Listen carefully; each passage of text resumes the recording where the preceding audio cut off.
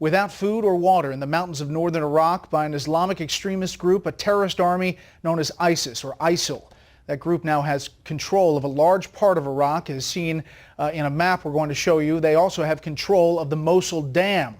That's the largest in that country. The president, with his national security team, considering whether to combine that assistance with U.S. airstrikes to back up Iraqi and Kurdish troops on the ground. Tens of thousands of Iraqis fled their homes after the Islamic State group issued an ultimatum to convert to Islam, pay a religious fine, and leave their homes or face death. This group has been rampaging its way throughout northern Iraq. They have been going across the lines of the Kurdish fighters. Now, President Obama in the State Dining Room. Good evening. Today I authorized 2 operations in Iraq. Targeted airstrikes to protect our American personnel and a humanitarian effort to help save thousands of Iraqi civilians who are trapped on a mountain without food and water and facing almost certain death. Let me explain the actions we're taking and why. First, I said in June, as the terrorist group ISIL began an advance across Iraq, that the United States would be prepared to take targeted military action in Iraq if and when we determined that the situation required it. In recent days, these terrorists have continued to move across Iraq and have neared the city of Erbil, where American diplomats and civilians serve at our consulate and American military personnel advise Iraqi forces. To stop the advance on Erbil, I've directed our military to take targeted strikes against ISIL terrorist convoys should they move toward the city. We intend to stay vigilant and take action if these terrorist forces threaten our personnel or facilities anywhere in Iraq, including our consulate in Erbil and our embassy in Baghdad. We're also providing urgent assistance to Iraqi government and Kurdish forces so they can more effectively wage the fight against ISIL. Second, at the request of the Iraqi government, we've begun operations to help save Iraqi civilians stranded on the mountain. As ISIL has marched across Iraq, it has waged a ruthless campaign against innocent Iraqis. And these terrorists have been especially barbaric towards religious minorities, including Christian and Yazidis, a small and ancient religious sect. Countless Iraqis have been displaced, and chilling reports describe ISIL militants rounding up families, conducting mass executions, and enslaving Yazidi women. In recent days, Yazidi women, men, and children from the area of Sinjar have fled for their lives. And thousands, perhaps tens of thousands, are now hiding high up on the mountain with little but the clothes on their backs. They're without food, they're without water, people are starving, and children are dying of thirst. Meanwhile, ISIL forces below have called for the systematic destruction of the entire Yazidi people, which would constitute genocide. So these innocent families are faced with a horrible choice: descend the mountain and be slaughtered, or stay and slowly die of thirst and hunger. Now, I've said before, the United States cannot and should not intervene every time there's a crisis in the world. So let me be clear about why we must act and act now. When we face a situation like we do on that mountain, with innocent people facing the prospect of violence on a horrific scale, when we have a mandate to help, in this case a request from the Iraqi government, and when we have the unique capabilities to help avert a massacre, then I believe the United States of America cannot turn a blind eye. We can act carefully and responsibly to prevent a potential act of genocide. That's what we're doing on that mountain. I've therefore authorized targeted airstrikes, if necessary, to help forces in Iraq as they fight to break the siege of Mount Sinjar and protect the civilians trapped there. Already, American aircraft have begun conducting humanitarian airdrops of food and water to help these desperate men, women, and children survive. Earlier this week, one Iraqi in the area cried to the world, "There is no one coming to help." Well, today America is coming to help. We're also consulting with other countries and the United Nations who have called for action to address this humanitarian crisis. I know that many of you are rightly concerned about any American military action in Iraq, even limited strikes like these. I understand that. I ran for this office in part to end our war in Iraq and welcome our troops home, and that's what we've done. As Commander-in-Chief, I will not allow the United States to be dragged into fighting another war in Iraq.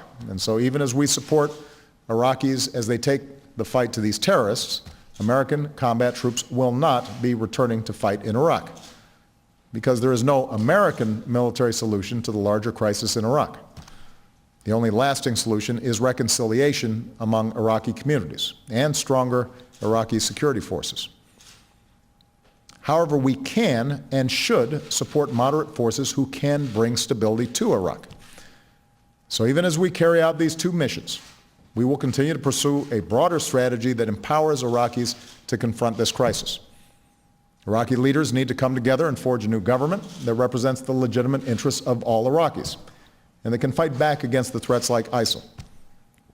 Iraqis have named a new president, a new Speaker of Parliament, and are seeking consensus on a new Prime Minister.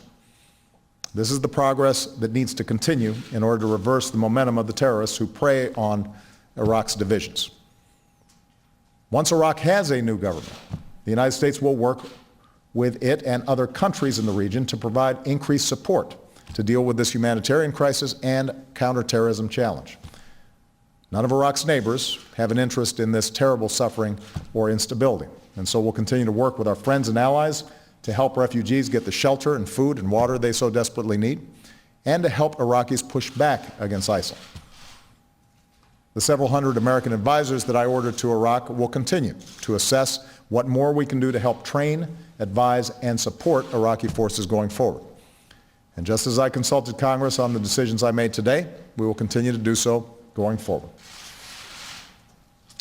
My fellow Americans, the world is confronted by many challenges, and while America has never been able to right every wrong, America has made the world a more secure and prosperous place. And our leadership is necessary to underwrite the global security and prosperity that our children and our grandchildren will depend on. We do so by adhering to a set of core principles. We do whatever is necessary to protect our people. We support our allies when they're in danger. We lead coalitions of countries to uphold international norms. And we strive to stay true to the fundamental values, the desire to live with basic freedom and dignity that is common to human beings wherever they are. That's why people all over the world look to the United States of America to lead. And that's why we do. So let me close by assuring you that there is no decision that I take more seriously than the use of military force.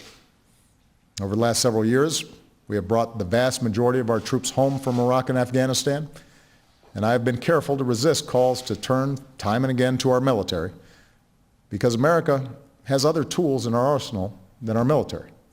We can also lead with the power of our diplomacy, our economy, and our ideals. But when the lives of American citizens are at risk, we will take action. That's my responsibility as Commander-in-Chief. And when many thousands of innocent civilians are faced with the danger of being wiped out, and we have the capacity to do something about it, we will take action. That is our responsibility as Americans. That's a hallmark of American leadership. That's who we are. So tonight we give thanks to our men and women in uniform, especially our brave pilots and crews over Iraq, who are protecting our fellow Americans and saving the lives of so many men, women, and children that they will never meet. They represent American leadership at its best. As a nation, we should be proud of them and of our country's enduring commitment to uphold our own security and the dignity of our fellow human beings. God bless our armed forces, and God bless the United States of America. President Obama from the state dining room in the White House, he announced that he has authorized military airstrikes against the terrorist army ISIS, or ISIL, as he called it. Its full name technically is the Islamic State of Iraq and the Levant. The president also authorized a humanitarian mission to help rescue tens of thousands of Iraqis, many of them Christians, Yazidis, trapped on a mountain surrounded by this terrorist army. Those airdrops, he said, have already started. That terrorist army is controlling a larger part of Iraq, as you see by this map. For a president who pulled all U.S. troops out of Iraq, he said American combat troops will not be returning to fight inside Iraq. He 3 times referenced targeted airstrikes to support Iraqi and Kurdish forces. He said the bigger problem in the long term must be solved by the Iraqis. The president said the U.S. cannot turn a blind eye about a possible genocide, using that word. This is, of course, a different action than he chose in dealing with Syria's civil war. The president said he'll do whatever necessary to protect the people in the U.S., and there is no decision he takes more seriously than the use of military force. But tonight, he is using it inside Iraq. Please stay tuned to Fox News Channel and this Fox station for continuing coverage of this breaking story. I'm Brett Baer in Washington. This has been a Fox News Special Report.